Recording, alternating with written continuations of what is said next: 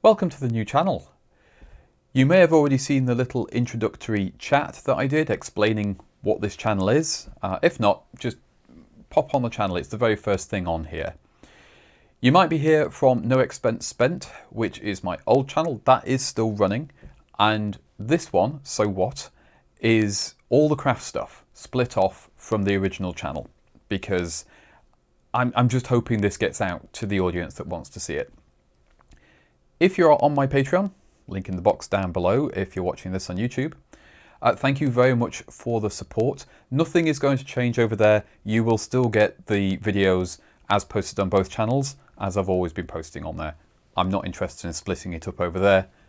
That's as it is. YouTube is different. There's an algorithm and all that kind of business here, so I have to kind of appease that. Anyway, this time we're doing a proper project. I'm actually going to be sewing something and I'm going to be making a shirt. Now, this is one that I made a few years ago. There is a video for this on the other channel. I'll stick a link up on the screen here or in the box down below so you can see more about this one. It's lasted really well. I'm really happy with it. The new one we're doing is going to be a little bit different. We're going to be doing rainbows again. I'm working with some fabric that I don't enjoy working with, but I'm trying to get out of my comfort zone a little bit and learn how to work with these fabrics better. Also, I use pretty much exclusively a mid-50s Singer 201K sewing machine, and it has no zigzag stitch. The only stitch it does is a straight stitch. It's a fantastic machine. I've had it for years. It's brilliant, but it is lacking, particularly when it comes to buttonholes.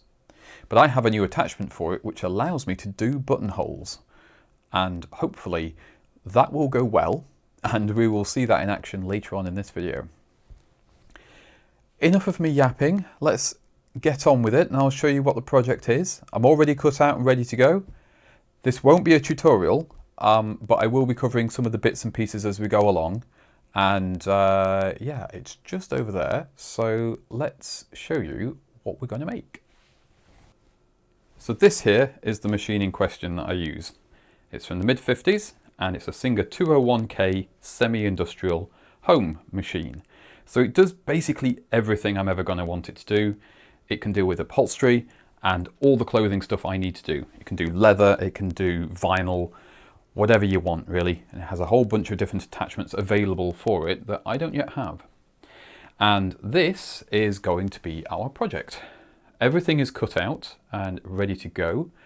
And I am basing this on this out of print pattern, McCall's 6569. It's super 90s.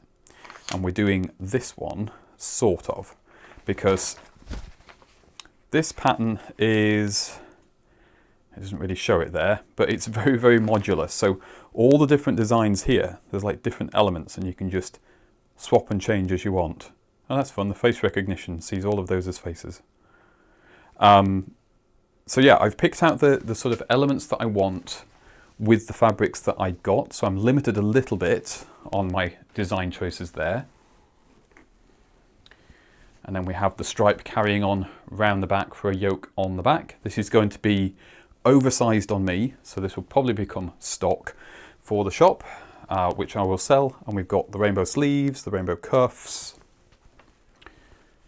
a rainbow collar, and then the body of the shirt is going to be white. We've got the white button placket, and I've picked out some pearl style buttons to put on later.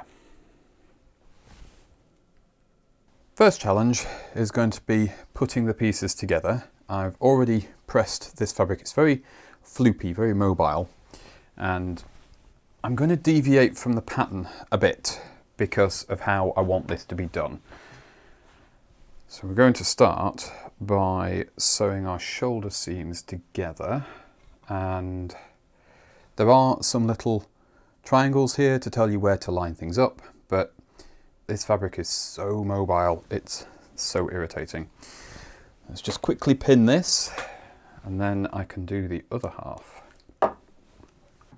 The one nice thing with having the colour blocking here is I don't need to do a French seam on the shoulder, which reduces the bulk a bit, which is nice, because effectively your raw edges are both hidden inside the shirt.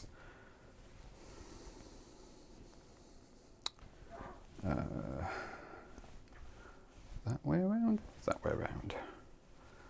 Does help when you get it the right way around too. I'm going to use a white thread throughout on this.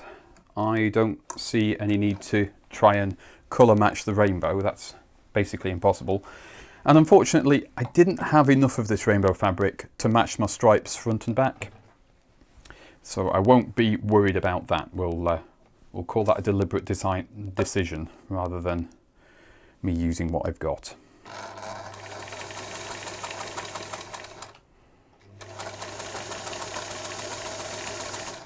Wow, that's a very loose weave.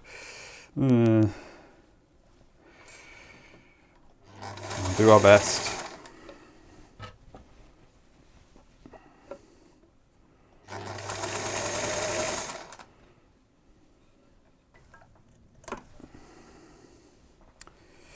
Yeah, sewing that in a straight line is very, very difficult. It wants to wander all over the place. So there's not a great deal I can do about that. I don't have a walking foot for this machine, so we're just going to have to do it the best we can. Still, it's good practice. It'll help me get familiar with these fabrics and how to get them to behave. It doesn't help either that I am on the bias a little bit here.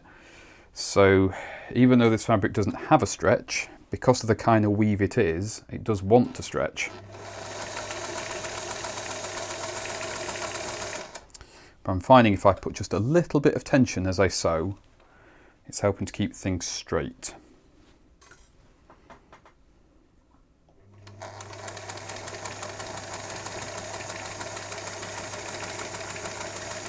But I'm not putting so much tension on that I'm distorting the shapes I'm sewing.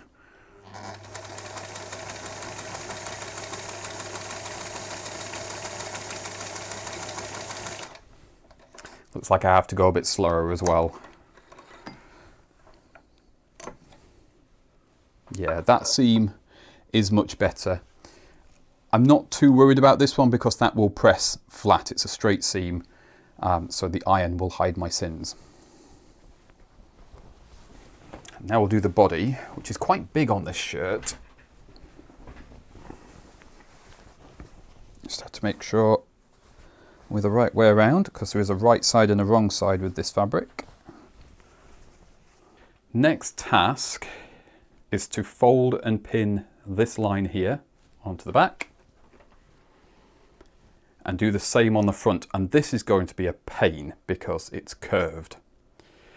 I've not put the placket in yet. Now, normally it says to put that in first. I haven't done that because I want to trap this fabric and this fabric inside it so I have a nice finish. It'll also help me line up this curve on the front perfectly. Whereas if I put that slit in, I might not be able to do that. Yeah, this is going to be really fiddly and really annoying. So I'll do my best and then we'll top stitch that down. This is a frustrating one. Some of this has gone really well and I'm really happy. This fabric, the key does seem to be to go slow and then it sort of behaves. I've done a double top stitch along the bottom here to stop it from jumping out of the seam, which it wants to do. And I'm happy. This looks great. The front also looks great. The really surprising thing is this is curved and this is less curved on this side. And the curve actually sewed a lot easier. Not sure why, not complaining. The problem has come with the placket. And I have unpicked this a couple of times to try and figure out what I've done wrong. The instructions aren't making any sense to me, and I've missed something. I don't know what I've done, but this bottom edge here just will not sit right. No matter how many times I read the instructions and try and interpret it, I just can't get this bottom piece, which is supposed to be like a square. It's supposed to sit nice and flat, but it's just ruching everything up whenever I try and get it to lay flat, or if I change how I've done the seam at the bottom, it's really, really chunky. I need to stop for the day and think about this and come back to it later. I think I've got a little bit more of this white left.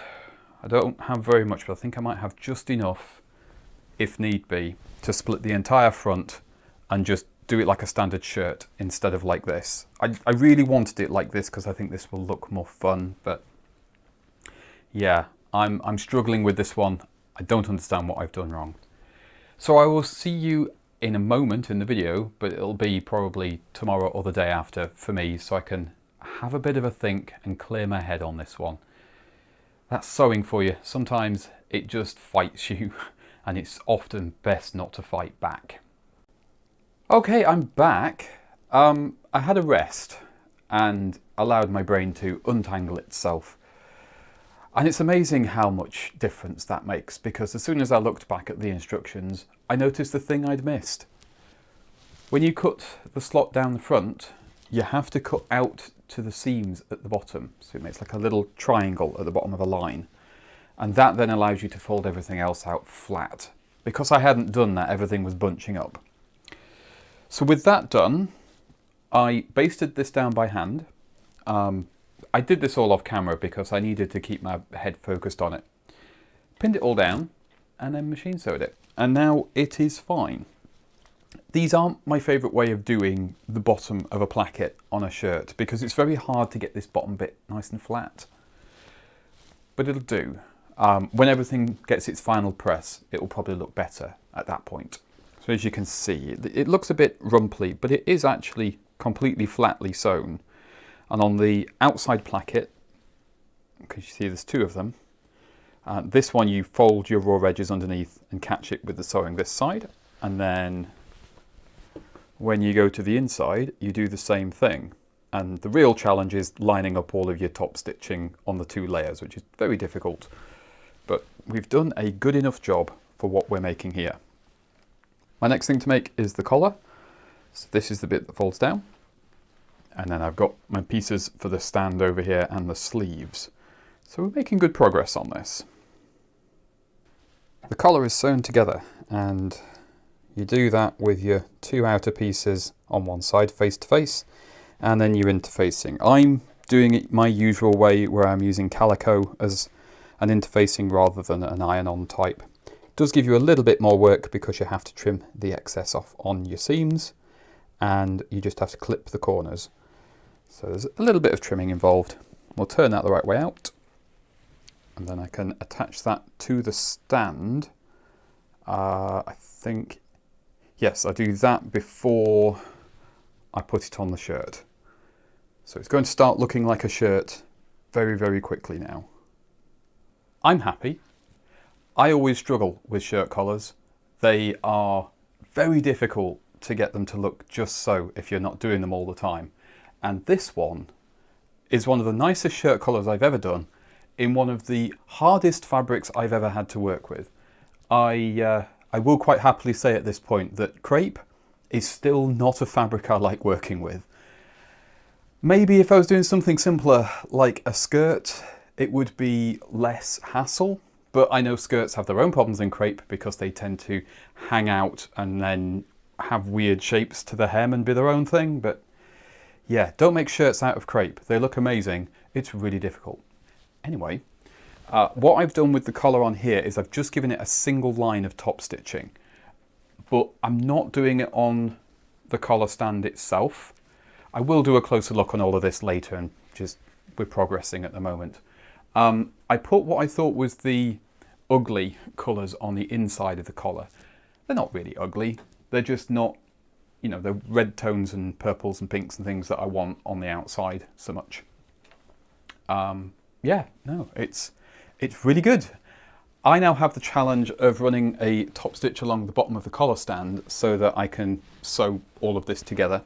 The inside of the band is the last scrap of this rainbow crepe I had left, which was only just enough. I have none of this left. I only had just enough to do what I've done on this shirt. But even like buttoning it up, it's really nice and even.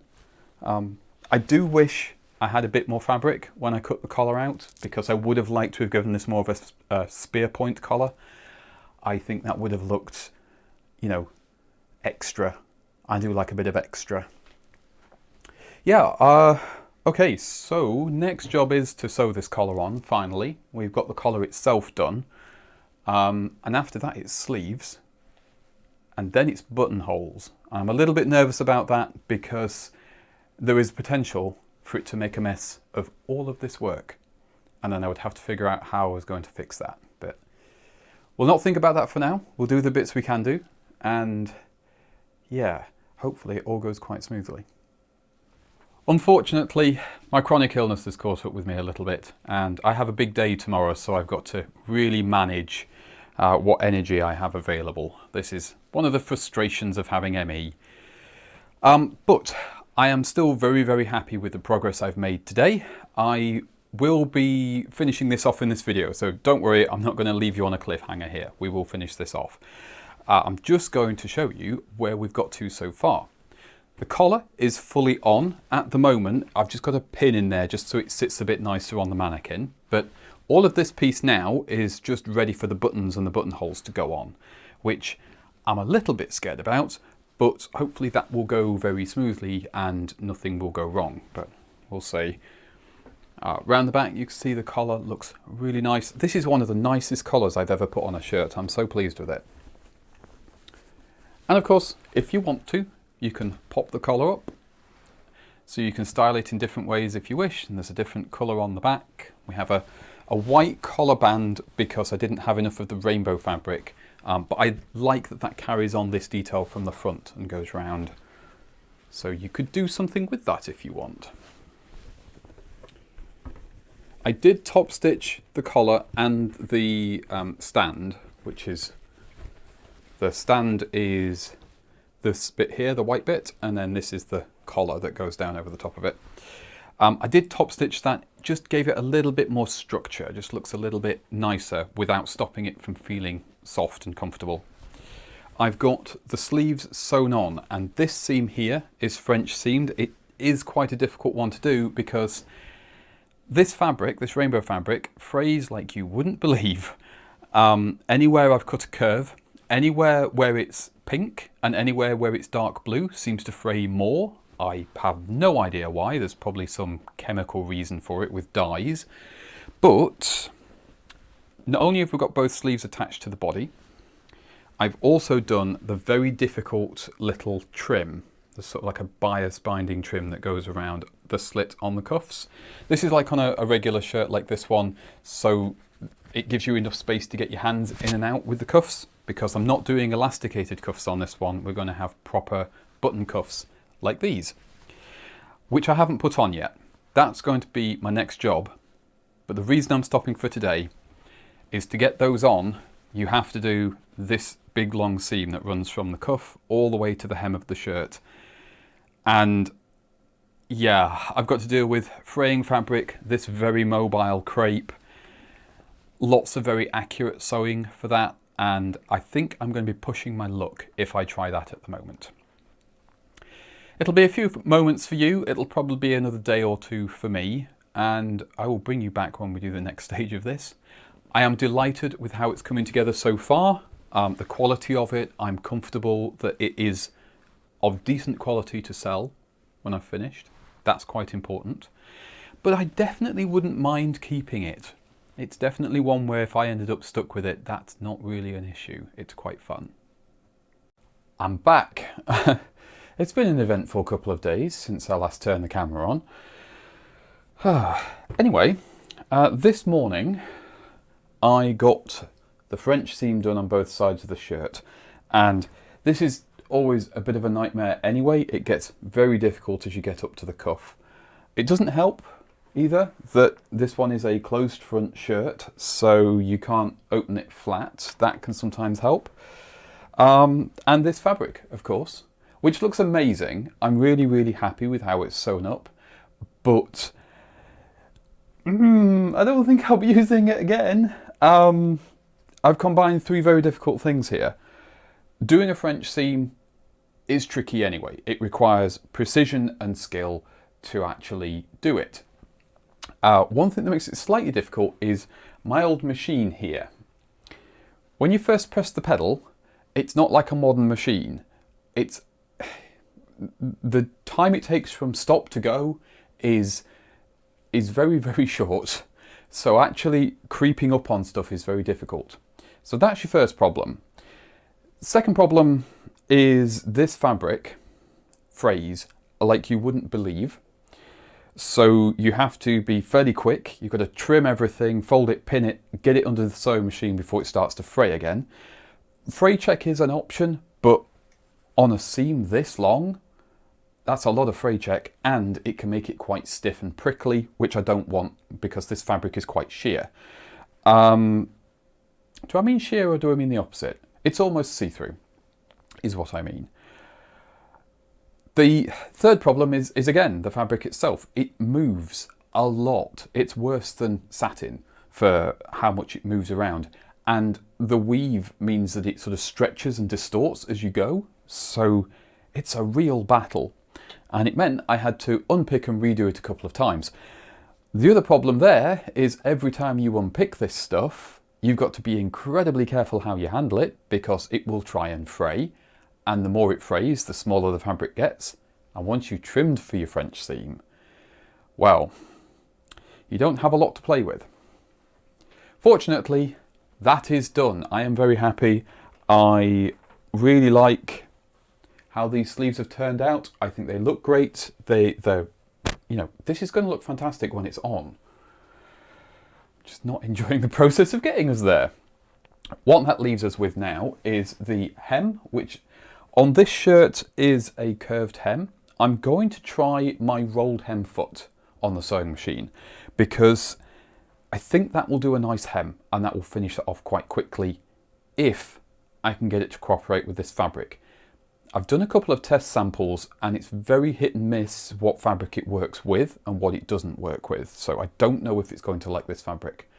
Given how long the shirt is, if it doesn't work, I can always take a bit off the bottom and redo it as, you know, a more conventional hem, or even straighten the bottom of the shirt out and make it a square bottom shirt instead. That's fine.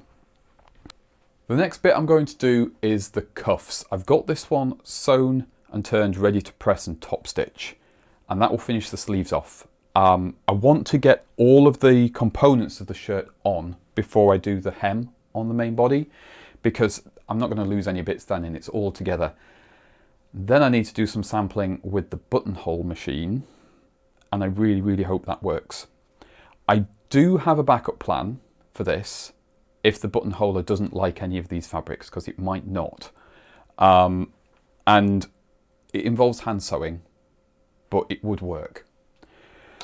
It's just not, it's not the way I want to finish it. I want to put buttons on this. Right, less yapping, more pressing and sewing. I will run you through how I make the other one of these and how these attach onto the sleeves. Of course, we've got some pleats to do and we've got some, you know, processes to do. I'll go into it in a minute. There's only two pieces for the cuff.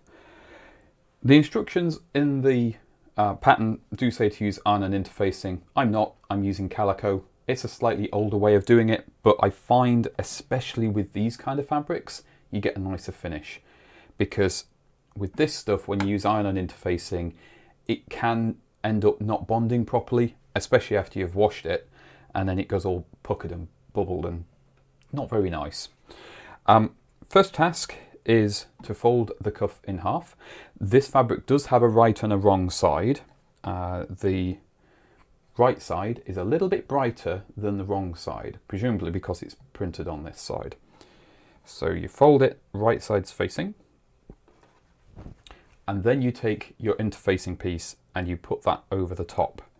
Don't sandwich this piece between your two fabric layers here. It has to go on one side. Otherwise, when you turn it the right way out, this will be on the outside, which you do not want. All you do is line everything up and pin it, sew down this side, sew down this side, but don't sew on the long edge or this long edge, and then we trim and turn it the right way out. So I shall quickly do that and show you what I mean. I've got my pieces pinned and I prefer to sew from the open end up to the folded end. It tends to keep everything together nicely and gives a nice smooth finish. especially with this fabric.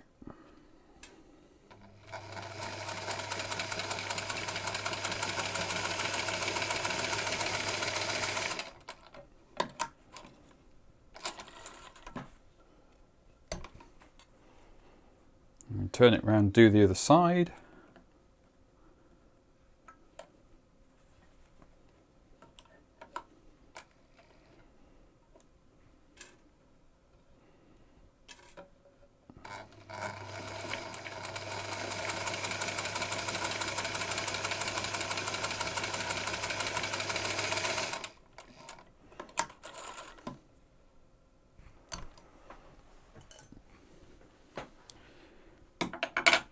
And that is why you sew it the way around you do, because when you turn that out, your interfacing is on the inside, not on the outside. Hopefully that makes sense. Next, we have to trim this down. And I'm taking all the bulk out of that seam. You can grade this, that's where you sew each layer a little bit shorter than the last one. I'm not going to worry about that here. It's not that thick a fabric. All I want is just to make sure these edges are nice and slim.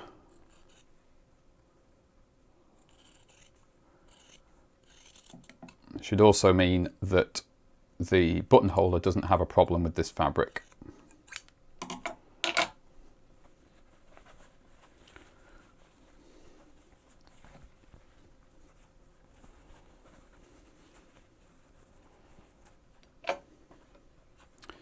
Very carefully turn my points out.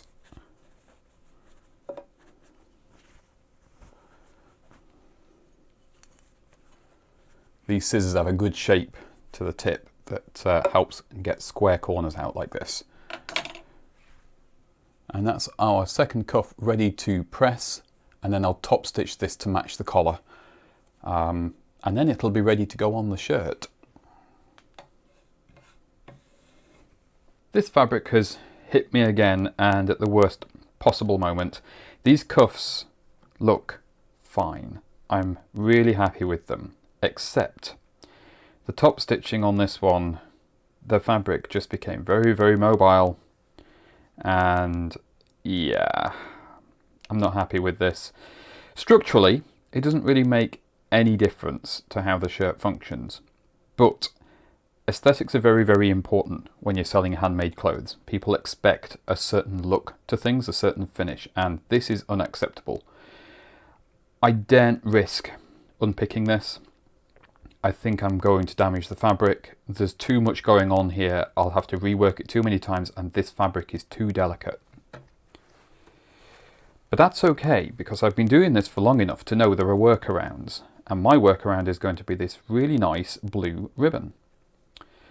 And I'm going to sew that over the top stitching. Now on this cuff that I've already pinned it on to see if I like the look, the stitching is actually much better.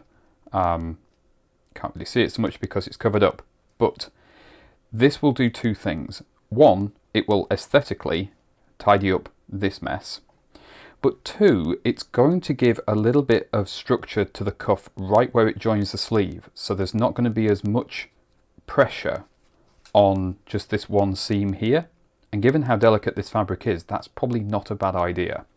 So it will help structurally as well as aesthetically, and it should, with the sleeves, the way they balloon near the cuff, it should actually help that shape a little bit, so it should give it a slightly nicer look and a slightly more sort of pinched cuff look.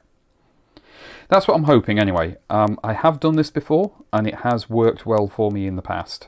So I'm hoping it works okay on this one today. Right, I'm calling it quits for today, not for the video. We will have this finished this video. I am happy with the addition of the ribbon on the cuffs. I think that's one of those happy accident situations. It looks really nice. It gives the cuffs a nice shape, especially with the very loose fabric on the sleeves. It just gives everything a nice polished look. I did try this on just to see how it feels and fits and that sort of thing. It's slightly too big for me, but never mind. Yeah, so all I've got to do on the cuffs now is the buttons, the buttonholes, and just a little bit of hand finishing just where the ribbons are, just so I've got everything tidied up. I don't want to top stitch this section, I'd rather just do it by hand. The front, this sort of gathering that you get at the front here, I have pressed this flat.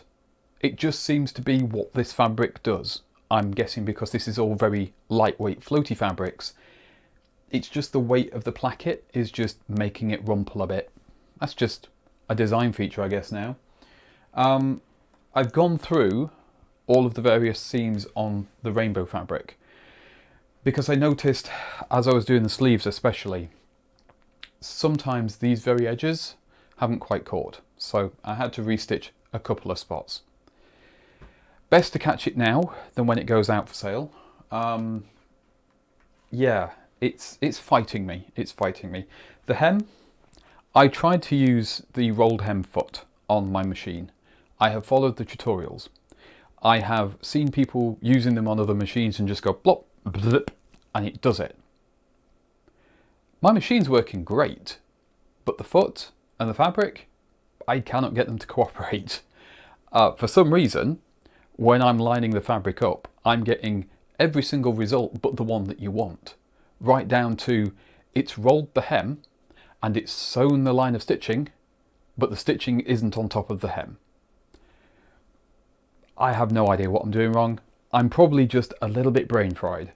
So it's another good reason to stop. All that is left to do on this now is the buttons, which I do by hand. That's a nice safe job.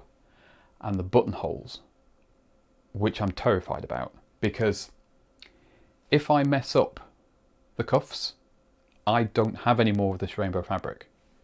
If I mess up the placket, I don't have any more of this white fabric. I'm very, very nervous about doing the buttonholes, so I'm not doing it today. I'm going to come back to this with a fresh mind and we'll deal with it when I'm a little bit more able to deal with it. I still really like the collar though. This is definitely one of the nicest collars I've ever made. I love the detail on the inside here. I just wish the rest had gone as trouble-free as that did. It's scary new tool time, and I want to show you this before I do anything on the shirt. I am very nervous about doing this on the shirt, but I got myself a Singer buttonhole attachment. This is Singer's solution to how you make an old straight stitch machine like this, which the fanciest function is when you lift that lever, it goes in reverse. Yeah, there's no zigzag function. So they've created this little contraption, and this does the zigzagging for you by moving the fabric instead of moving the needle, which sounds like it could go wrong very easily, which is why I'm a bit nervous about this, even though I've done a bunch of samples. You've got these thumb screws on the side, these wing nut things. They adjust the width and density of your stitches on the buttonhole. And then this big one here moves the mechanism to the front. So you have to do that first, as you can see there.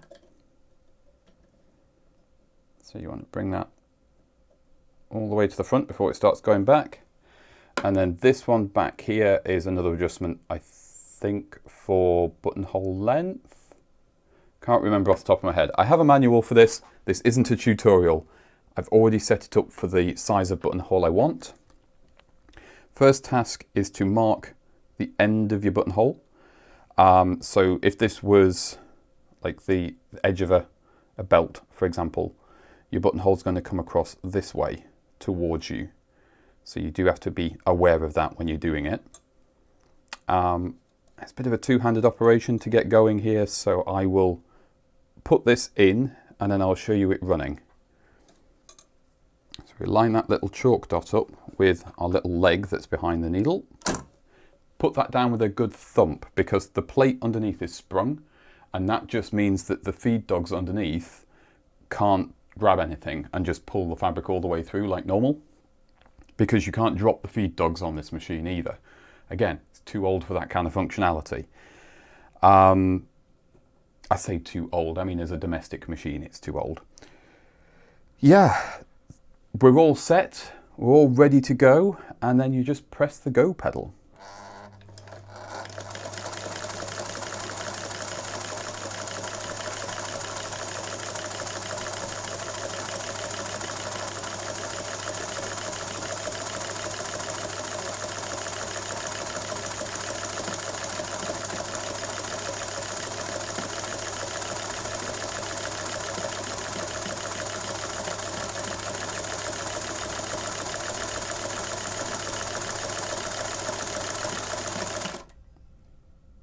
And that's the buttonhole. I go around twice because I like the way it finishes the stitching off. It looks a lot tidier.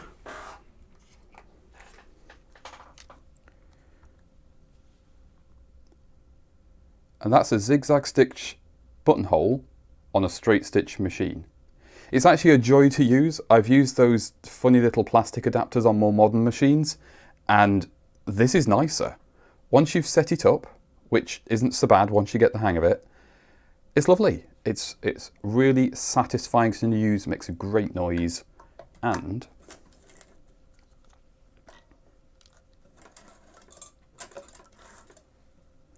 it makes a really nice, tidy buttonhole. And that's your other side. This is going to save me so much time on projects because up until now I've had to do all my buttonholes by hand, and this is a nicer finish and a quicker job.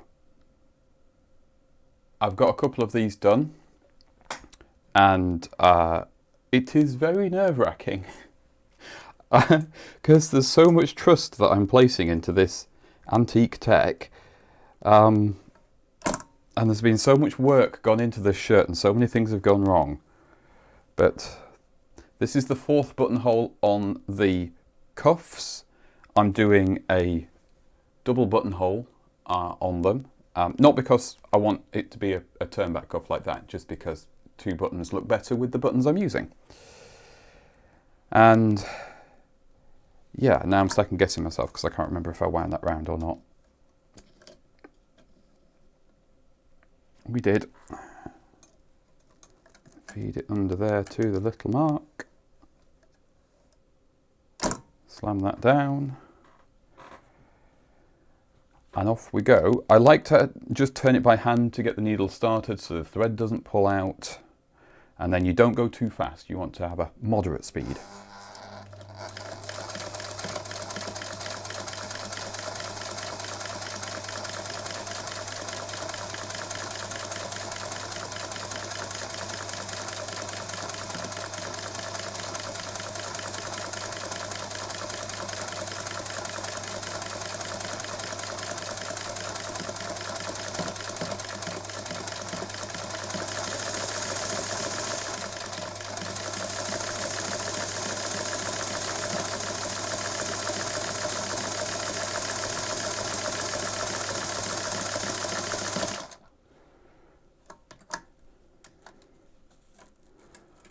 And there we go.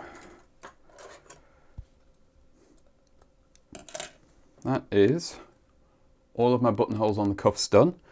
These are kind of the scariest ones because I can't match the thread to the fabric because the fabric's all different colours. And yeah, so they need to look the nicest. If you're on a matching fabric, it doesn't matter if they're not perfect because it sort of disappears. Right, so those were the scariest bits. Now, I just need to mark out the front so I've got what buttons I've got left so that I can do that. I'll do that off camera. There's no point running you through every single buttonhole.